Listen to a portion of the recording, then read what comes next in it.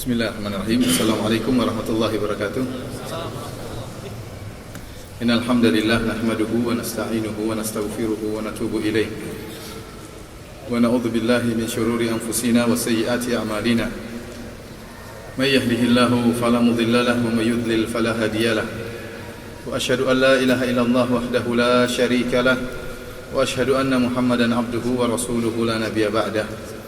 يا أيها الذين آمنوا اتقوا الله حق تقاته ولا تموتن إلا وأنتم مسلمون يا أيها الناس اتقوا ربكم الذي خلقكم من نفس واحدة وخلق منها زوجها وبث منهما رجالا كثيرا ونساء واتقوا الله الذي تساءلون به والأرحام إن الله كان عليكم رقيبا يا أيها الذين آمنوا اتقوا الله وقولوا قولا سديدا يصلح لكم أعمالكم ويغفر لكم ذنوبكم ومن يطع الله ورسوله فقد فاز فوزا عظيما أما بعد فإن أحسن الكلام كلام الله وخير الهدى هدى محمد صلى الله عليه وسلم وشر الأمور محدثاتها وكل محدثة بدعة وكل بدعة ضلالة وكل ضلالة في النار.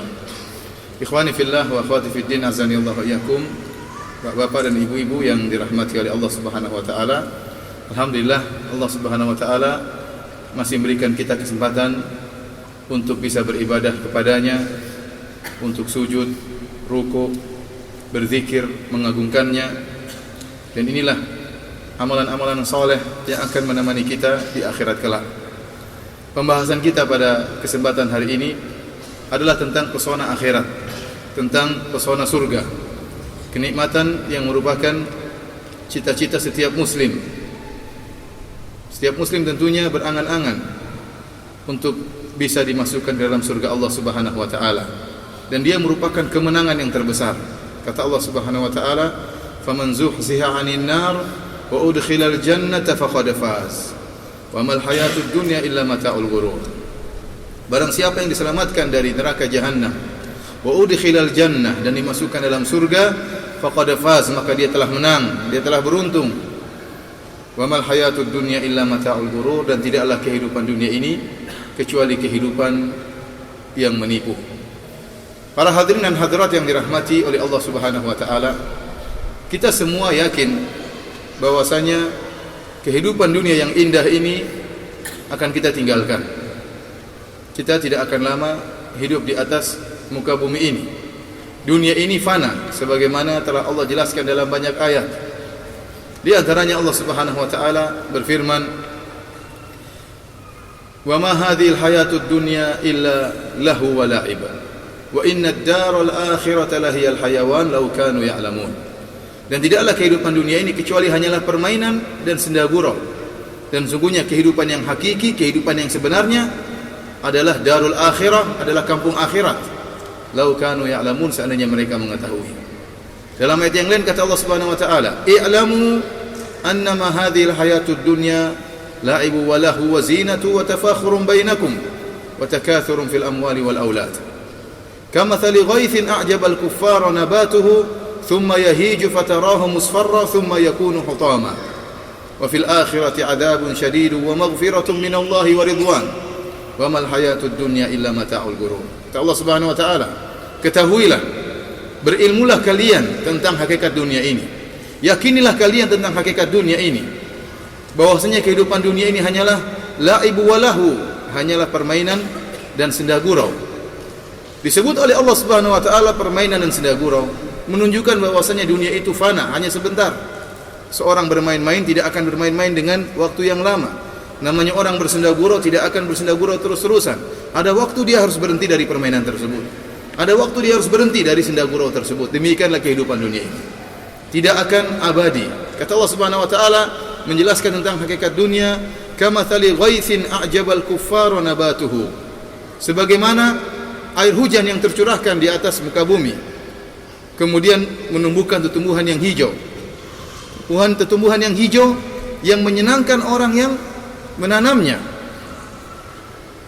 Thumma yahiju fatarahu musfarra, yang hijau yang indah seperti itu tiba-tiba mengering, kemudian berubah warnanya dari hijau menjadi kuning, kemudian thumma yakunu hutama, kemudian hancur. Di akhir ayat kata Allah Subhanahu wa taala, "Wa mal hayatud dunya illa mata'ul ghurur." Dan tidaklah kehidupan dunia ini kecuali hanyalah perhiasan atau kesenangan yang menipu. Perhatikan dalam ayat ini, Allah mengatakan kehidupan dunia seperti air hujan yang tercurahkan di atas muka bumi, kemudian menumbuhkan tumbuhan yang hijau, yang menyenangkan orang yang melihatnya. Itulah hakikat dunia. Indah sebagaimana sabda Nabi SAW, inna dunya hulwatun khadirah. Sungguhnya dunia itu hulwah, manis, khadirah, hijau, manis untuk dirasakan, manis untuk dicicipi, hijau dipandang, enak untuk dilihat. Tetapi tidak selamanya kenikmatan tersebut. Mata'ul gurur, kenikmatan yang menipu, kenikmatan yang sementara. Oleh karenanya Allah mengatakan seperti tumbuhan yang hijau kemudian berubah menjadi kuning, kemudian hancur. Demikianlah kenikmatan dunia. Kita tidak akan bisa merasakan, mencicipi kenikmatan dunia itu selama-lamanya. Kenikmatan dunia akan fana. Demikian pula kita akan fana. Kita ini pun tidak akan hidup selama-lamanya. Kalaulah kita memiliki rumah yang mewah, yang bisa bertahan ratusan tahun, toh kita tidak bisa menikmati rumah tersebut kecuali hanya seumuran hidup kita. Oleh karenanya Rasulullah SAW telah mengingatkan. Dalam hadisnya beliau mengatakan, a'maru ummati baina sittina ila sab'in wa aqalla man yajuzu dzalik. Kata Nabi SAW bahwasanya umur umatku antara 60 tahun sampai 70 tahun, dan hanya sedikit yang melewati umur tersebut. Tidak banyak di antara kita yang umurnya lebih daripada 70 tahun. 70 tahun sebentar, tidak lama dibandingkan dengan akhirat kelak yang kekal dan abadi. Oleh karenanya para hadirin dan hadirat yang dirahmati oleh Allah Subhanahu wa taala, jangan kita terpedaya dengan kehidupan dunia ini. Ketahuilah bahwasanya kita seluruhnya sedang berada dalam rel menuju pintu kematian. Tidak ada seorang pun dari kita yang keluar dari rel tersebut. Seluruh kita sedang ngantri menuju pintu kematian. Tujuan kita sama semuanya. Dan tidak ada di antara kita yang keluar dari rel tersebut. Dan kita tidak tahu siapa di luar sampai antara kita yang hadir di sini. Tetapi kita sangat yakin kita semua akan sampai pada pintu kematian tersebut. Karenanya para hadirin dan hadirat yang dirahmati oleh Allah Subhanahu wa taala, Nabi sallallahu alaihi wasallam pernah bersabda tentang dunia. Tatkala beliau ditawarkan tentang dunia, kata Nabi sallallahu alaihi wasallam, "Mali walid dunya, apa urusanku dengan dunia? Innama mathali fid dunya karaqibin istadhalla tahta syajaratin thumma raha fatarakaha." Kata Nabi sallallahu alaihi wasallam, sesungguhnya permisalanku dengan dunia seperti seorang yang sedang berjalan kemudian bernaung di bawah sebuah pohon, kemudian dia pun pergi meninggalkan pohon tersebut. Dunia ini cuma sebentar, cuma tempat persinggahan. Dia bukan tempat terakhir. Dia bukan tempat terakhir. Tetapi dia hanya persinggahan untuk menuju kampung yang sesungguhnya, yaitu kampung akhirat. Pada kesempatan yang berbahagia di malam hari ini, topik kita adalah tentang pesona akhirat, maksudnya adalah pesona surga. Saya ingin menjelaskan tentang indahnya surga untuk mengingatkan kita agar tidak terpedaya dengan kenikmatan yang semu yang ada di dunia ini. Dan dalam rangka untuk memotivasi kita untuk beramal soleh. Sungguhnya setiap amal soleh yang kita lakukan semuanya tercatat di sisi Allah dan pasti ada balasannya. Setiap tasbih yang kita ucapkan, setiap zikir yang kita ucapkan, setiap sujud yang kita sujudkan, tidak ada yang sia-sia. Semuanya tercatat di sisi Allah Subhanahu wa taala dan pasti ada balasannya dan ganjarannya di sisi Allah Subhanahu wa taala. Adapun kenikmatan surga yang akan kita bicarakan pada kesempatan hari ini, maka akan saya sebutkan 6 poin perbandingan antara kenikmatan surga dengan kenikmatan dunia. Namun sebelumnya akan saya jelaskan secara umum tentang kenikmatan surga. Dalam hadis qudsi Nabi sallallahu alaihi wasallam pernah bersabda, qala Allah Ta'ala, Allah berfirman, a'dadtu li ibadiyas salihin ma la aynun ra'at wa la udhunun sami'at wa la khatara ala qalbi bashar.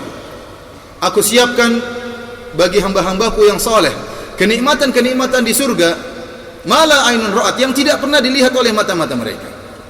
Jangankan terlihat, wala udhun sami'at, terdengar saja tidak pernah. Jangankan terdengar, terbetik dalam hati pun tidak pernah. Wala khatara ala qalbi bashar, tidak pernah terbetik dalam hati manusia. Kemudian kata Nabi SAW, iqra'u in syi'tum fala ta'lamu nafsum ma ukhfiya lahum min qurrati a'yun jazaa'an bima kanu ya'malun. Bacalah kalau kalian berkehendak firman Allah Subhanahu wa taala, fala ta'lamu nafsum ma ukhfiya lahum, dan tidak ada satu jiwa pun yang mengetahui kenikmatan yang Allah siapkan bagi mereka, jazaa'an bima kanu ya'malun, sebagai balasan atas amal saleh yang mereka lakukan. Allah sengaja menyembunyikan kenikmatan surga. Allah sengaja sebagai ujian bagi hamba-hambanya yang beriman. Kalau kenikmatan surga diperlihatkan oleh Allah Subhanahu wa taala, maka semua orang akan beriman. Kalau bidadari ditampakkan oleh Allah Subhanahu wa taala, hurul ain ditampakkan oleh Allah Subhanahu wa taala, maka semua orang akan beriman. Akan tapi Allah sengaja menyembunyikan kenikmatan-kenikmatan di surga, tidak mungkin terlihat oleh mata manusia, sebagai ujian bagi mereka apakah mereka beriman dengan hal yang gaib atau tidak. Karenanya barang siapa yang berusaha untuk menghayalkan kenikmatan surga, pasti keliru. Memang benar Allah Subhanahu wa taala menyebutkan tentang sebagian sifat-sifat kenikmatan di surga, tetapi tidak akan sama dengan apa yang kita hayalkan. Bagaimanapun kita berusaha menghayalkan kenikmatan surga, maka otak kita tidak akan mampu untuk menghayalkan kenikmatan tersebut. Kenapa? Daya nalar kita, daya khayal kita, daya imajinasi kita terbatas. Kita tidak akan mampu menghayalkan kenikmatan surga yang sangat luar biasa. Kata Allah dalam hadis qudsi tadi, wala khatara ala qalbi bashar, dan tidak pernah terbetik dalam hati manusia. Betapapun kita menghayal pasti keliru. Betapapun kita menghayal pasti keliru.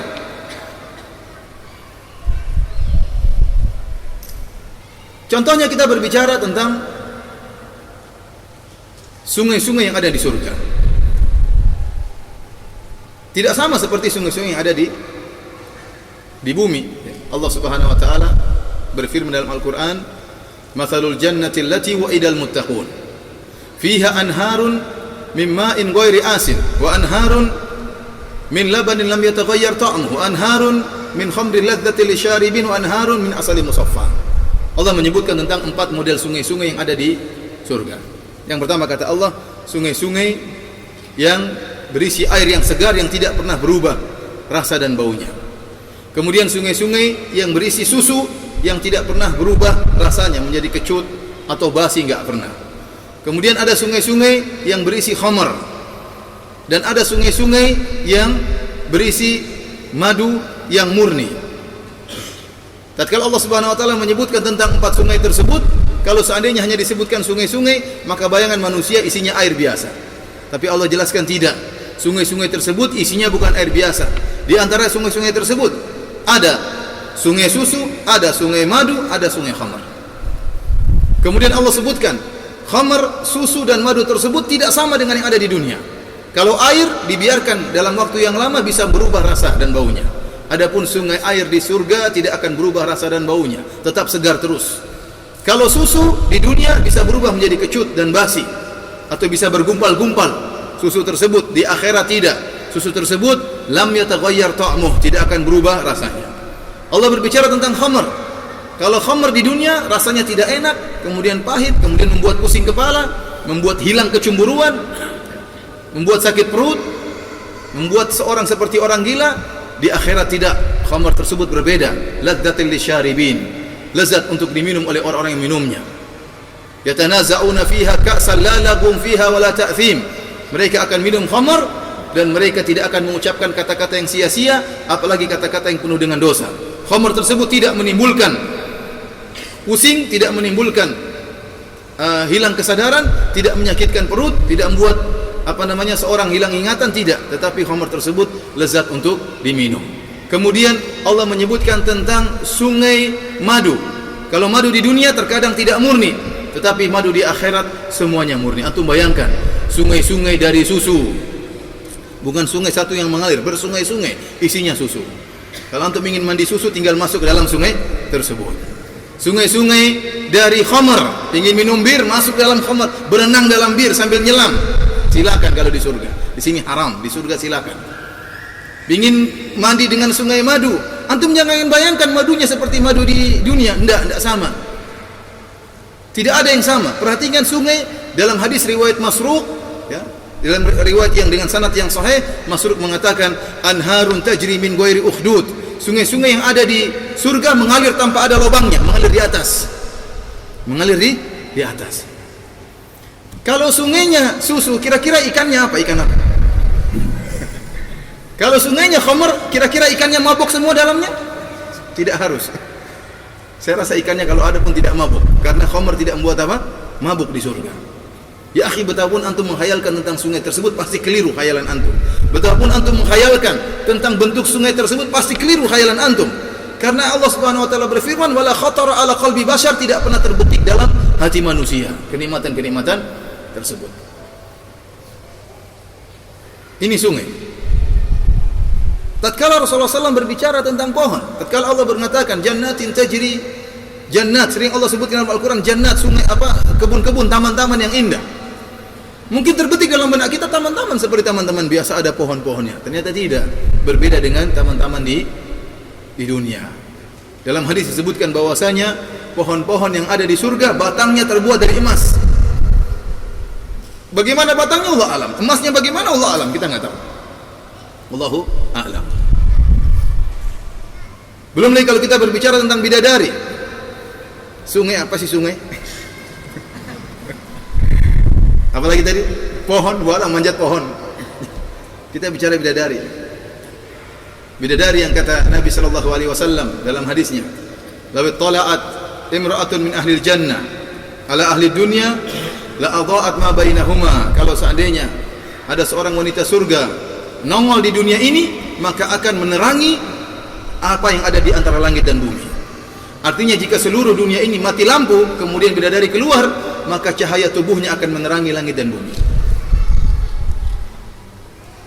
Wala mala'at ma bainahuma riha, bukan cuma menerangi, bahkan juga menebarkan bau yang semerbak, harum. Keluar bau harum dari tubuh bidadari tersebut. Bukan sampai 10 meter, bukan 1 kilo, seluruh muka bumi ini penuh dengan bau harum bidadari tersebut. Pakai parfum apa Allah alam. Ya akhi, ini bidadari. Karena kata Nabi SAW, "Wala nasifuha ala ra'siha khairu minad dunya wa ma fiha." Dan kerudung yang ada di atas kepala bidadari tersebut lebih baik daripada dunia dan seisinya. Lebih baik daripada dunia dan seisinya. Artinya kalau antum mencari 10 atau 100 wanita tercantik di atas muka bumi ini, antum bikin kontes kecantikan, antum ambil 100 wanita tercantik, lalu antum bandingkan dengan kerudung bidadari, masih lebih top dan oke kerudung bidadari. Sampai ada sebagian ummahat mengatakan, "Ya Allah, jadikanlah saya kerudung bidadari." Ya ikhwan, antum bagaimana menghayalkan bidadari tersebut? Tidak bakalan nyambung, otak antum tidak bakalan sampai. Dalam hadis kata Nabi SAW, "Kabiduha mir'atuhu." Hatinya bidadari tersebut cermin bagi sang suami. Tubuhnya bening, ka'anna lu'lu'u al-yaqut wal marjan. Kata Allah Subhanahu wa taala, seperti al-yaqut wal marjan, seperti batu intan dan seperti mutiara. Kata para ulama, bening tubuhnya seperti batu intan dan putih tubuhnya seperti mutiara. Kalau antum bayangkan bagaimana cantiknya bidadari tersebut, antum tidak bakalan mampu. Sampai-sampai saya pernah menyebarkan broadcast tentang sifat bidadari. Tahu-tahu ada ikhwan yang mengatakan, "Ustaz, tolong kirim fotonya bidadari." Foto di mana bidadari? Insyaallah nanti akan kita jelaskan lebih lanjut tentang bidadari. Maksud saya bahwasanya apa yang kita bayangkan tentang surga pasti keliru. Kenapa? Karena daya hayal kita terbatas. Sungguhnya daya imajinasi seseorang terbatas dengan apa yang pernah ditangkap oleh panca indera. Untuk pendekatan tentang masalah ini, sebagian ulama memisalkan tentang seorang yang lahir dalam keadaan buta, kemudian dia tidak pernah melihat, tiba-tiba Allah Subhanahu wa taala membuat dia bisa melihat dalam waktu beberapa detik. Tatkala dia bisa melihat dalam beberapa detik, yang dia lihat adalah ayam jago. Setelah itu dia buta kembali.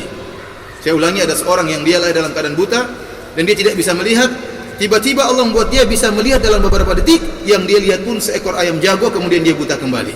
Sehingga yang pernah ditangkap oleh panca inderanya cuma ayam jago. Dia lihat ayam jago tersebut, dia pegang-pegang, tahu-tahu dia buta kembali. Setiap ada orang berkata kepada orang ini, "Tahukah kamu kambing?" Maka dia berkata, "Kambing itu bagaimana dibandingkan dengan ayam jago?" Tanya lagi, "Tahukah kamu gajah?" Dia bilang, "Gajah itu bagaimana dibandingkan dengan ayam jago?" Karena dia tidak bisa menghayal kecuali apa? Ayam jago. Kamu tahu nggak mobil? Mobil itu bagaimana dibandingkan dengan ayam jago? Kamu tahu nggak cewek? Cewek itu bagaimana dibandingkan dengan ayam jago? Dia tidak bisa menghayal kecuali apa? Ayam jago. Itulah perumpamaan kita. Kita tidak bisa menghayal kecuali apa yang pernah kita lihat. Oleh karenanya betapapun antum berusaha menghayal tentang sungai, tentang pohon-pohon di surga, tentang bidadari, antum tidak bakalan mampu. Tidak usah menghayal tentang yang ada di surga, yang ada di dunia pun tidak bisa kita hayalkan. Contohnya, kalau saya menyuruh antum untuk menghayalkan tentang tampannya Nabi Yusuf, saya suruh ibu-ibu untuk menghayalkan tentang tampannya Nabi Yusuf alaihissalam, maka ibu-ibu tidak bakalan mampu. Yang Allah sebut, Rasulullah SAW sebutkan tatkala Isra Mi'raj, Rasulullah SAW melihat Nabi Yusuf alaihissalam, kemudian Rasulullah SAW mengatakan, "U'tiya syatrul hasan." Diberikanlah setengah ketampanan bagi Nabi Yusuf alaihissalam. Tampannya luar biasa. Sampai para wanita tatkala melihat Nabi Yusuf, faqatta'na aydiyahunna wa qulna hasya lillahi ma hadza basyara. Tatkala mereka melihat tampannya Nabi Yusuf, mereka sedang motong-motong buah, tidak sadar mereka memotong-motong tangan-tangan mereka dan mereka tidak merasa sakit. Kenapa? Karena saking tampannya Nabi Yusuf alaihi salam. Apakah ada laki-laki sekarang seperti itu? Dilihat perempuan kemudian nusuk-nusuk jarum tidak kerasa? Enggak mungkin. Apakah ada wanita tercantik di dunia kalau kita lihat kemudian jari kita dipotong dengan silat kita enggak kerasa? Enggak mungkin. Pasti kita teriak. Oleh karenanya jangankan bidadari di surga, jangankan ketampanan di surga, yang di dunia saja ada yang tidak bisa kita hayalkan. Yang bisa kita hayalkan hanyalah wanita tercantik yang pernah kita lihat, dan yang kita bisa hayalkan hanyalah laki tertampan yang bisa kita lihat. Karenanya apa yang disebut di surga hanya sekedar nama-nama, tidak ada hakikatnya dengan yang apa di dunia. Sekedar nama yang sama, hakikatnya berbeda. Kata Ibnu Abbas radhiyallahu ta'ala anhuma, la syai'un fid dunya mimma fil jannah illa al asma. Tidak ada sesuatu pun yang ada di dunia dibandingkan dengan yang ada di surga kecuali hanya sekedar nama-nama. Namanya saja sama, hakikatnya berbeda. Dari sini saya akan menyampaikan tentang perbandingan kenikmatan akhirat, kenikmatan surga dengan kenikmatan dunia dalam 6 poin. Yang pertama, para hadirin dan hadirat yang dirahmati oleh Allah Subhanahu wa taala, kenikmatan dunia adalah kenikmatan yang sementara, sementara kenikmatan akhirat adalah kenikmatan yang abadi. Ini perbandingan yang pertama. Telah kita jelaskan tadi, kenikmatan dunia tidak selamanya. Kita menikmati dunia ini, kata Allah, seperti permainan yang sedang buruk. Namanya permainan akan selesai. Umur kita pun tidak lama. Paling lama biasanya 70 tahun. Hanya sedikit yang melewati 70 tahun. Sekarang saya tanya sama antum, ada yang umurnya lebih dari 70 tahun? Tolong angkat tangan. Ada enggak? Sudah enggak ada. Kemana mereka semua? Ada. Masya Allah, alhamdulillah. 70 berapa, Pak? 72. Sudah bonus 2 tahun, Pak. Alhamdulillah. Semoga penuh dengan ketaatan kepada Allah Subhanahu wa taala. Yang di atas 60 tahun angkat tangan. 1, 2, 3, 4. 60 berapa, Pak? 62. Tinggal sedikit, Pak. Yang lainnya di bawah 60, hanya sedikit. Ini kenyataan. Oleh karenanya, betapapun kita menjadi orang terkaya di dunia, toh kita hanya bisa menikmati cuma sebentar, tidak lama. Kenikmatan itu sendiri fana, kita pun sendiri fana. Fana datang dari dua sisi. Dari sisi kenikmatan tersebut yang seringnya hilang, seringnya berubah, tidak menetap kenikmatan tersebut. Yang kedua, dari sisi kita sendiri juga fana, kita bakalan meninggal dunia. Oleh karenanya seorang penyair berkata, "Tazawwad minat taqwa fa innaka la tadri idza janna al-lailu hal ta'ishu ila al-fajri." Hendaknya engkau berbekal dengan ketakwaan, sungguhnya kau tidak tahu jika telah tiba malam hari apakah kau masih bisa hidup sampai pagi hari. Wa kam min sahihin mata min ghairi illatin wa kam min saqimin ashahina min ad-dahri. Betapa banyak orang yang sehat walafiat tiba-tiba meninggal dunia tanpa dahulu rasa sakit, dan betapa banyak orang yang sakit parah disangka akan meninggal, ternyata Allah masih berikan umur kepada dia. Wa kam min arusin zayyanuha li zawjiha wa qad nusijat akfanuha wa hiya la tadri. Betapa banyak mempelai wanita yang dihiasi dan dirias untuk diserahkan kepada mempelai lelaki, ternyata kain kafannya sedang dijahit dan dia dalam keadaan tidak sadar. Wa kam min fatan amsa wa asbaha dhahikan wa qad udkhilat ajsaduhum dhulmatal qabri. Betapa banyak pemuda yang di pagi hari masih tertawa, di sore hari masih tertawa, tiba-tiba tubuh mereka dimasukkan dalam gelapnya liang lahat. Oleh karena jangan pernah terpedaya dengan harta yang Anda miliki. Harta yang Anda miliki tidak akan menambah umur Anda meskipun sedikit. Allah mencela orang-orang kafir yang menyangka hartanya akan menambah umurnya. Kata Allah Subhanahu wa taala, "Alladzi jama'a mala wa addadah," yang mengumpulkan harta dan menghitung-hitungnya. "Yahsabu anna malahu akhlada," dia menyangka hartanya akan mengekalkannya. Kalla la yumbadanna fil hutama. Sekali-sekali tidak, dia akan dilemparkan dalam neraka jahanam. Harta yang Anda kumpulkan tidak akan menambah umur Anda meskipun sedikit. Kesehatan yang Anda miliki tidak akan menambah umur Anda. Kalau Allah berkehendak tanpa rasa sakit, Allah akan cabut nyawa Anda. Dan betapa banyak orang yang seperti itu. Sebab-sebab kematian terlalu banyak. Ta'addadatil asbab wal mautu wahid. Sebab-sebab kematian banyak, semuanya mengantarkan kepada tujuan yang sama, yaitu kematian. Para hadirin dan hadirat yang dirahmati oleh Allah Subhanahu wa taala. Kita berbicara tentang kenikmatan surga. Bukan berbicara tentang kenikmatan 60 tahun, bukan berbicara tentang kenikmatan 100 tahun, bukan berbicara tentang kenikmatan 1000 tahun, bukan 1 miliar tahun, bukan 1 triliun tahun. Kita berbicara tentang kenikmatan yang abadi selama-lamanya, khuludun la mauta fihi. Abadi, tidak ada kematian di dalamnya, tidak ada. Abadi. Kalau antum bandingkan kenikmatan yang 60 tahun dibandingkan dengan, taruhlah di akhirat 1 miliar tahun, taruhlah antum bakalan hidup di akhirat 1 miliar tahun. Kalau antum bandingkan 1 miliar dengan 60, tidak ada bandingannya 60 ini, tidak ada bandingannya.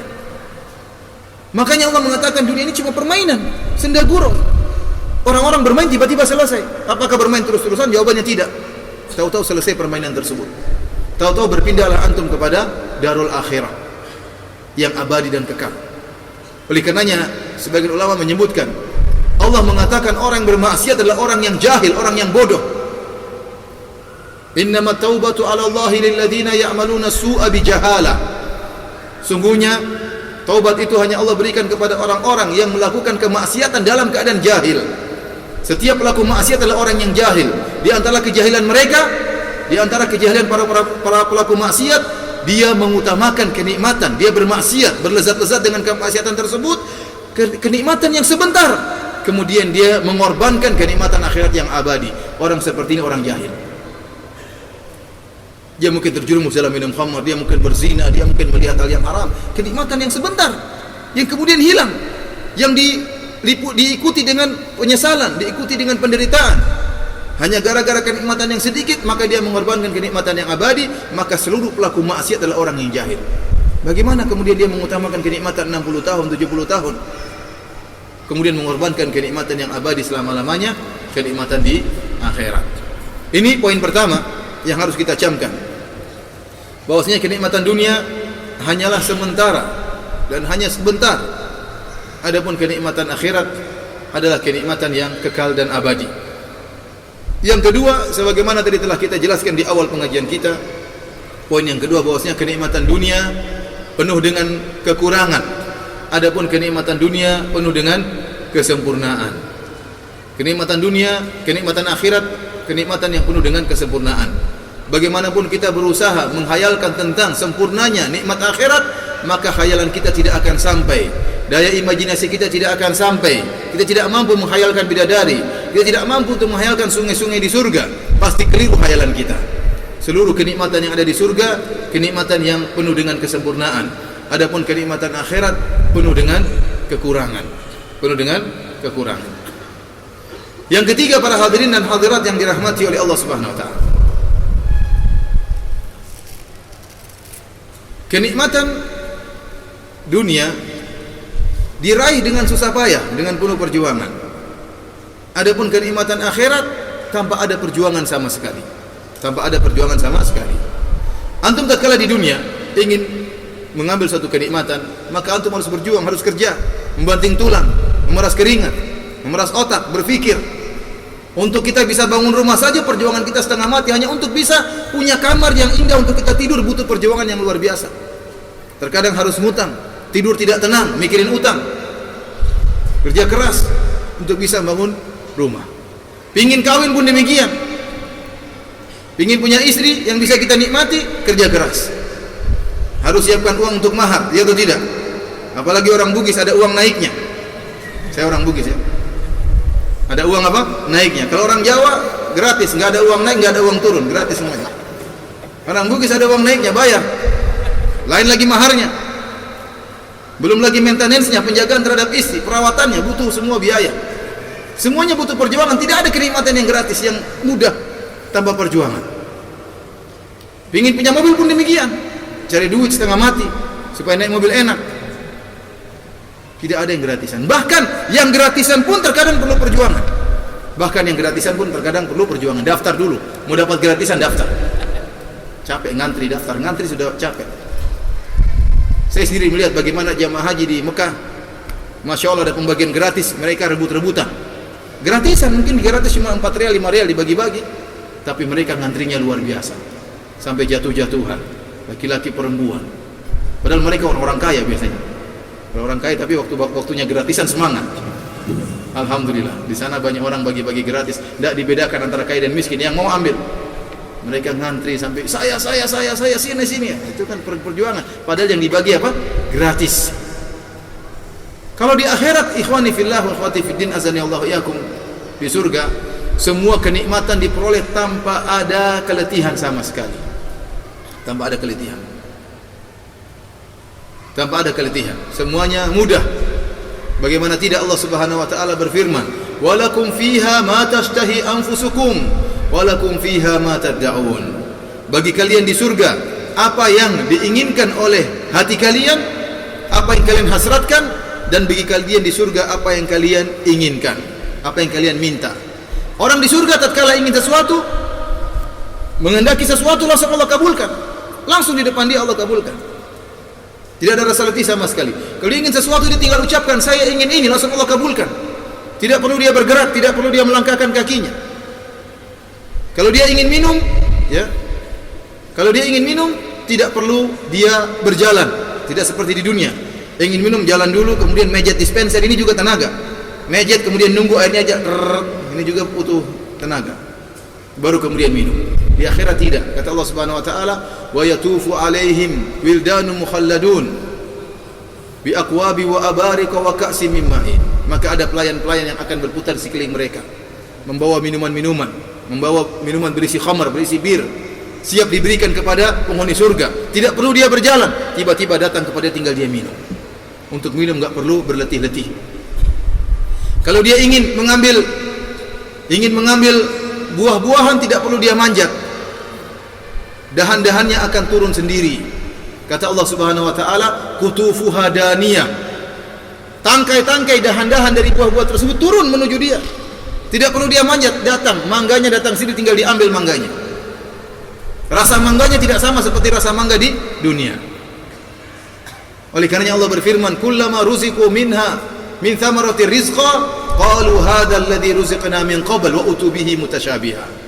Setiap kali mereka makan buah-buahan, mereka mengatakan, ini seperti buah-buahan yang pernah kita diberikan tatkala di dunia. Dari sisi bentuknya, dari sisi namanya, tetapi rasanya berbeda, hakikatnya berbeda. Hakikatnya berbeda. Mirip-mirip, tidak sama persis. Mirip-mirip bentuknya, tapi rasanya berbeda.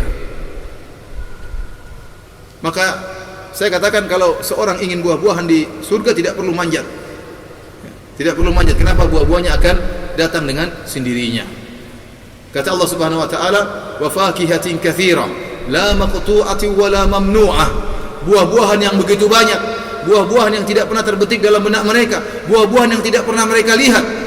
Wala mamnu'ah, buah-buahan tersebut tidak terhalangi, mudah untuk diambil. Langsung datang di depan mereka, tinggal mereka petik. Karenanya kenikmatan di surga diraih tanpa ada keletihan sama sekali. Al-Imam Ahmad rahimahullah pernah ditanya, kapan kita beristirahat? Kata Imam Ahmad, seorang mukmin tidak beristirahat sampai kakinya menginjak surga. Kalau kakinya belum menginjak surga, tidak ada istirahat. Dunia melelahkan, demikian juga tidak pernah beristirahat untuk beribadah kepada Allah Subhanahu wa taala. Laqad khalaqnal insana fi kabad. Sungguh kami telah ciptakan manusia dalam kepayahan. Dunia ini hidup penuh dengan kepayahan, dengan kesulitan. Mau istirahat di surga, baru istirahat. Kita di dunia tidak istirahat, dalam alam kubur tidak istirahat, di padang mahsyar tidak istirahat, tidak ada istirahatnya. Kapan istirahat? Kalau sudah menginjak surga baru kita istirahat. Ini poin yang keberapa tadi? Yang ketiga, bahwasanya kenikmatan dunia diperoleh dengan penuh perjuangan, adapun kenikmatan akhirat tanpa ada letih sama sekali. Tanpa ada letih sama sekali. Poin yang keempat, perbedaan yang keempat antara kenikmatan dunia dengan kenikmatan akhirat. Para hadirin rahmati Allah Subhanahu wa taala, kenikmatan dunia itu ada waktunya, tidak setiap saat bisa kita nikmati. Adapun kenikmatan akhirat setiap saat kita nikmati, tanpa mengenal waktu, tanpa mengenal tempat. Setiap saat kita inginkan maka akan bisa kita nikmati. Di dunia, ikhwani fillah wa akhwati fiddin azanillahu wa iyyakum, kalau kita ingin makan buah-buahan, tidak setiap saat ada. Terkadang buah-buahan yang kita cari ternyata tidak ada. Saya pernah baru-baru ini tahun lalu saya ke Palembang. Kemudian pas saya naik mobil dari Palembang menuju Prabu Muli, maka sebagian ikhwan mengatakan, Ustaz, di Palembang duriannya enak. Saya bilang, Masya Allah. Kata dia, tapi belum musim. Tapi belum musim.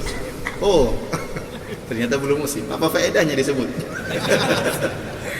Tidak lama kemudian dia mengatakan lagi, Ustaz, duku juga enak di Palembang. Saya pikir kalau tadi durian nggak ada, duku berarti ada. Kata dia lagi, tapi belum musim. Apa faedahnya? Alhamdulillah kemarin saya ke Palembang dan saya makan durian dengan berbagai macam rasanya, dan juga saya makan apa? Duku. Alhamdulillah. Tapi waktunya tidak setiap saat. Sering kita ingin mencari buah tertentu lagi belum musim. Kalau tidak musimnya tidak segar, tidak enak. Tidak setiap saat ada. Demikian juga kita naik mobil, tidak setiap saat mobil tersebut bisa dipakai. Ada waktunya dia harus diservis, ada waktunya harus ganti ban, ada waktunya harus ganti oli, ada waktunya terkadang rusak. Tidak setiap saat bisa kita nikmati. Demikian juga kalau kita berbicara tentang istri, istri juga apalagi tidak setiap saat bisa kita nikmati. Iya atau tidak? Terkadang nifas repot 40 hari. Terkadang haid berapa hari? 7 hari. Ada yang musibah sampai 10 hari. Kemudian apalagi terkadang dia sakit. Terkadang dia pulang ke rumah orang tua. Terkadang dia lagi tidak berselera. Terkadang tidak ada apa-apa, dia lagi merumpi sama tetangga. Tapi kalau antum berbicara tentang kenikmatan akhirat, tidak mengenal waktu, setiap saat ada. Buah-buahan kata Allah Subhanahu wa taala, wa fakihatin katsira, la maqtu'atin wa la mamnu'ah. Buah-buah yang begitu banyak modelnya. La maqtu'ah, tidak pernah terputus-putus, ada terus. Kata Allah, ukuluha daim. Buah-buahannya senantiasa ada, tidak pernah berhenti, tidak ada musim di sana. Tidak ada mengenal musim, setiap saat ada buah-buahan. Kapan antum mau akan diberikan oleh Allah Subhanahu wa taala? Antum berbicara tentang kenikmatan yang lain pun demikian seluruhnya. Perkaranya tinggal antum berhasrat, Allah kabulkan. Walakum fiha ma tashtahi anfusukum. Bagi kalian apa yang kalian hasratkan. Antum ingin sesuatu, langsung Allah kabulkan. Walakum fiha ma tad'un, apalagi antum ucapkan saya ingin ini, langsung Allah kabulkan. Tidak menunggu waktu. Tidak menunggu waktu, tidak menunggu musim. Disebutkan Nabi SAW tatkala bertemu dengan seorang ahli badiyah, Rasulullah SAW mengatakan bahwasanya di surga ada seorang yang ingin bercocok tanam. Maka Allah berkata kepada dia, bukankah aku telah memberikan apa yang kau inginkan? Kata dia, tapi uhibbu an azra, aku ingin bercocok tanam ya Allah. Jadi dia dulu di dunia suka apa? Bercocok tanam. Di surga dia rindu ingin apa? Ingin tanam. Padahal semua sudah tersedia, enggak perlu tanam. Maka Allah menyuruh dia untuk menanam. Maka begitu dia lemparkan buahnya atau bijinya, langsung tumbuh, langsung ada buahnya, langsung tinggal dimakan. Sekejap saat itu juga. Jadi tidak ada namanya menunggu. Setiap saat bisa dinikmati yang ada di surga. Antum berbicara tentang bidadari, apa kata Allah Subhanahu wa taala? Hurum maqsuratun fil khiyam. Para bidadari yang terpinggit di kemah-kemah, enggak keluar-keluar. Ngapain dia keluar? Dia nunggu ente. Maqsuratun fil khiyam, terpinggit dalam kemah-kemah. Antum begitu masuk kemah sudah ada 70 bidadari menanti. Katanya saya di luar, wahai fulan. Ya ikhwan, oleh karenanya kenikmatan di surga ya tidak mengenal musim. Kapan saja seorang berkehendak untuk mendapatkan kenikmatan, maka Allah langsung kabulkan tanpa ditunda-tunda lagi. Saya tanya sama antum, kalau antum ingin main bola di surga bisa atau tidak? Ada orang pernah bertanya sama saya, Ustaz, saya ini hobi bola Ustaz. Kalau saya masuk surga bisa nggak saya main bola? Jawabannya bisa atau tidak? Hah? Bisa atau tidak? Bisa atau tidak? Kok ragu-ragu? Bisa. Saya bilang bisa. Allah mengatakan, lahum ma yasha'una fiha. Bagi mereka apa yang mereka hendaki. Ini dalam bahasa Arab antum tahu, lahum ma sini ism mausulah. Dalam kaidah usul fikih memberikan faedah keumuman. Lahum ma yasha'una fiha. Bagi mereka apa yang mereka kehendaki, apa saja tanpa ada batasan. Apa yang mereka kehendaki di surga Allah akan berikan. Walakum fiha ma tashtahi anfusukum. Bagi kalian apa yang dihasratkan oleh hati kalian. Ma di sini mausulah memberi faedah keumuman. Apa saja yang kalian kehendaki maka Allah akan kabulkan. Kalau kalian ingin main bola maka Allah akan kabulkan. Tapi jadi pertanyaan, mau main bola sama siapa? Di sana ikhwan-ikhwan main bola, diajak main bola, katanya saya lagi sibuk sama bidadari, ngapain main bola sama kalian? Jadi kurang kerjaan main bola. Main bola sama bidadari, ngapain main bola sama ente? Kita bilang bagaimanapun kalau dia ingin main bola, maka dia akan bisa main bola. Cuma pertanyaannya, apakah dia sempat berpikir main bola di sana? Begitu sampai masuk surga lihat bidadari lupa semua, main bola buang semua bolanya. Karena belum tentu, ya ikhwan, belum tentu seorang masuk surga dia berhasrat dengan apa yang ada di dunia. Belum tentu. Belum tentu. Belum tentu. Karena terlalu banyak kenikmatan yang di sana yang mengagetkan, yang tidak pernah terbetik dalam hati. Kita tidak berbicara tentang kenikmatan akhirat, kita berbicara tentang kenikmatan dunia. Dulu kita waktu masih kecil, kita sering main anak-anak, biasanya main apa namanya? Main taruh batu di kaki kemudian gici-gici ya. Bahasa Sorong gici-gici, enggak tahu kalau bahasa Samarinda. Main apa? Yang batu taruh di kaki kemudian loncat-loncat, itu namanya apa ini? Hah? Asinan? Ya itulah kira-kira asinan atau aseman, enggak tahu. Itu dulu, sekarang hampir enggak ada anak-anak main kayak gitu. Ada kenikmatan yang luar biasa, video game mereka lupa dengan main gici-gici itu apa mainan. Ada video game, ada main macam-macam, ada di dunia fantasi macam-macam. Diajak main gitu mana mereka mau? Artinya apa? Kenikmatan yang indah melupakan hal tersebut, melupakan kenikmatan-kenikmatan. Tatkala antum ke surga, belum tentu antum berpikir untuk main bola. Belum tentu. Tapi seandainya antum ingin main bola, maka Allah akan kabulkan. Sebagaimana tadi seorang yang dia ingin bisa apa? Bercocok tanam di surga. Allah bilang, kan sudah saya kasihkan apa yang kau kehendaki, tinggal minta apa saja. Kata dia, walakin uhibbu an azra, tapi ya Allah saya ingin bercocok tanam. Namun bercocok tanamnya berbeda. Begitu diletakkan bijinya langsung tumbuh seketika itu, langsung tumbuh buahnya seketika itu. Maka tatkala orang Arab Badui mendengar sabda Nabi sallallahu alaihi wasallam tersebut tentang kisah seorang yang minta untuk bisa bercocok tanam di surga, kata dia mengatakan orang ini Quraisyan Ansoriyan, pasti orang Quraisy atau orang Ansori. Karena mereka itu tukang kebun, kita enggak. Kata dia, saya enggak minta tanaman di surga, ngapain minta tanaman? Itu paling orang Ansori, dari orang kaum Ansori yang sering apa bercocok tanam. Para hadirin hadirat yang dirahmati oleh Allah Subhanahu wa taala. Ini perbedaan yang keberapa tadi? Yang keempat. Sekarang perbedaan yang kelima. Perbedaan yang kelima bahwasanya kenikmatan di dunia pasti ada efek sampingnya. Kenikmatan di akhirat tanpa efek samping. Minimal kenikmatan di surga, taruhlah kita berbicara tentang makanan. Minimal kalau kita makan, akan masuklah makanan tersebut dalam perut kita melalui proses metabolisme, akhirnya menjadi kotoran. Minimal efek sampingnya apa? Kotoran. Belum lagi efek samping yang lain. Makan ini kolesterol tinggi, makan itu bahaya darah tinggi. Subhanallah. Dan Allah, wallahu alam, Allah sengaja menciptakan makanan-makanan yang lezat namun mengandung bahaya.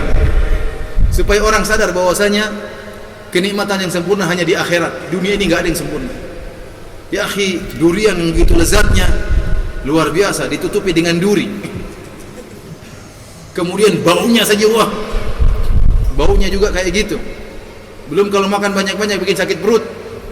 Orang sampai ada yang meninggal gara-gara makan apa? Durian, darah tingginya naik. Yang kolesterol takut makan apa? Durian. Padahal lezatnya luar biasa. Berbicara tentang kepiting, lezatnya luar biasa. Bukanya setengah mati. Harus pakai apa? Pakai tang, tapi lezat dalamnya itu lezat. Tapi Allah ciptakan demikian, lezatnya itu setengah mati, tidak mudah. Kenapa Allah tidak bikin yang gampang sekali? Tapi tidak demikian agar kita tahu bahwasanya kesempurnaan hanya di mana? Di akhirat. Antum makan udang, antum makan cumi, masya Allah kolesterol tinggi. Ada yang makanan sehat, nggak enak. Sayur-sayuran sehat, nggak enak. Kurang enak maksud. Oleh karenanya pasti ada efek samping. Minimal jadi kotoran. Saya punya teman ada orang gemuk dari luar negeri. Orangnya gemuk sekali, lebih gemuk dari saya maksudnya. Maka saya bilang, ya saya kasihan sama dia. Saya juga gemuk, cuma saya kasihan sama dia. Saya bilang, akhi, ente makan terus nanti ente terlalu gemuk bahaya. Kata dia, Ustaz, kalau saya makan keluar enggak? Ya keluar. Selama masih keluar saya makan terus. Kalau sudah enggak keluar baru saya berhenti. Kalau gitu kapan dietnya? Namanya makan pasti keluar. Ini kaidah batil. Pasti ada efek sampingnya. Seorang berhubungan dengan istrinya pasti ada efek sampingnya. Pasti ada air mani yang keluar. Tidak ada tanpa efek samping. Antum naik mobil pasti ada efek sampingnya. Ada asap, ada bensin yang keluar, ada getaran di mobil tersebut. Pasti ada efek sampingnya. Gak ada kenikmatan yang murni tanpa efek samping. Semuanya ada efek samping. Antum berbicara tentang kenikmatan akhirat, luar biasa tanpa efek samping. Orang-orang tatkala makan di akhirat bukan karena lapar dan bukan karena haus. Seorang yang masuk surga tidak ada lapar, tidak ada hausnya.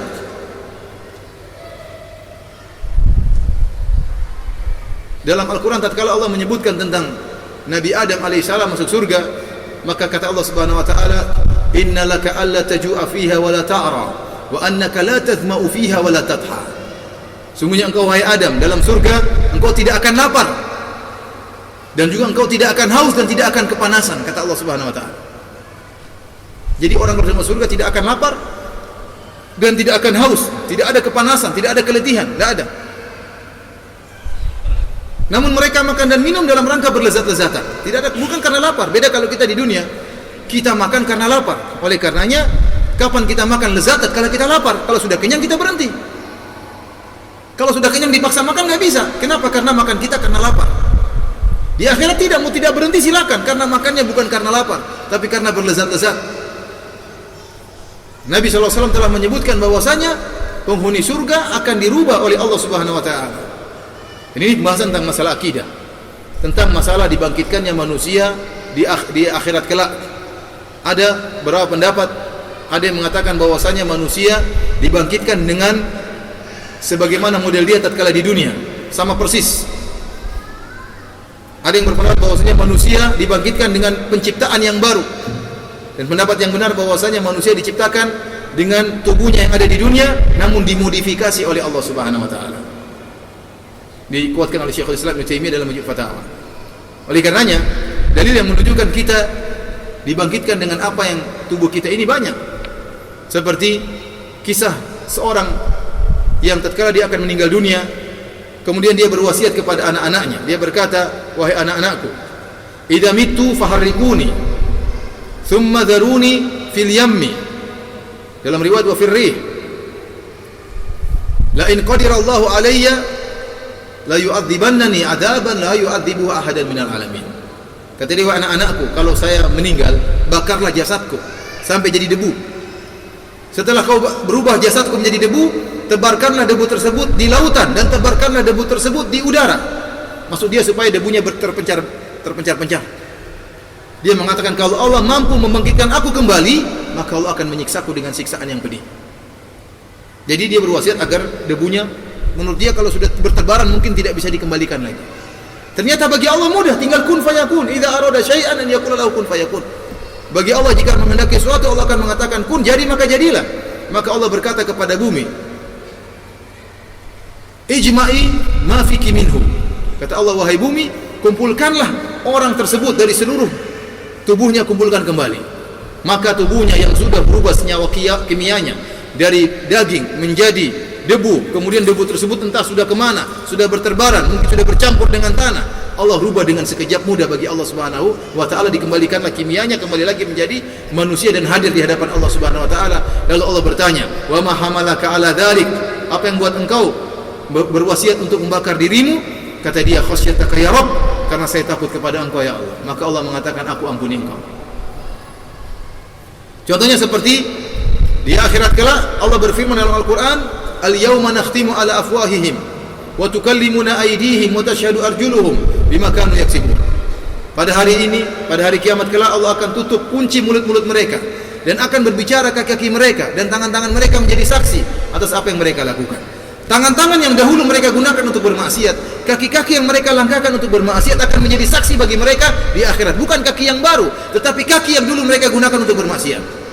Tangan yang dahulu mereka gunakan untuk bermaksiat, untuk menerima uang haram, untuk memberikan uang haram, untuk mengambil sesuatu yang haram, untuk menyentuh sesuatu yang haram, maka akan menjadi saksi baginya di akhirat kelak. Bahkan bukan cuma tangan dan kaki-kaki, kulit-kulit akan menjadi saksi. Mereka berkata, wa qalu li juludihim lima syahidtum alaina. Mereka berkata, wahai kulit-kulit, kenapa kalian menjadi saksi atas maksiat yang kami lakukan? Kulit-kulit berkata, antaqana Allahu alladzi antaqa kulla syai'. Allah telah menjadikan kami bisa berbicara.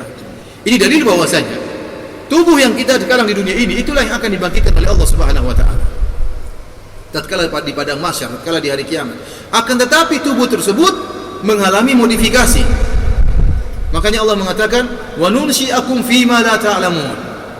Walaqad alimtumun nasy'atal ula, dan kami akan membangkitkan kalian, memunculkan kalian dengan perkara la ta'lamun, dengan cara yang kalian tidak mengetahuinya. Kalian hanya mengetahui penciptaan pertama.